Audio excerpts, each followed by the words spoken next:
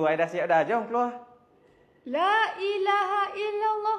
Kotor je dah siap ke belum ni? Kenapa? Ai dah cuci dah muka ai ni. Dah cuci? Dah siap dah mandi semua dah. Kotor je, ni tak nampak ke kotor ni? Apa ai dah cuci dah? Ni jom ikut ai. Sini ikut ai.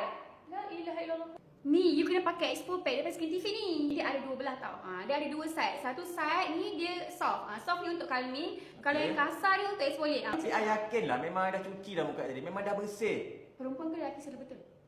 Yelah, perempuan selalu betul. Okay, fine. Ha. Nanti kotor-kotor lah. Tengok ni ha. Tu belah situ je, belah sini bersih tau. Oh, tak. Tengok ni ha. Bersih ke kalau macam tu rupanya? Macam mana boleh ada kotor lagi? Ai dah basuh dah tadi. Sebab tu I kata you kena rajin pakai exfoliate pad ni. Barulah muka you betul-betul bersih. You tu dah lah bukannya ada skincare pun. Setakat pakai cuci muka pakai sabun badan buat apa?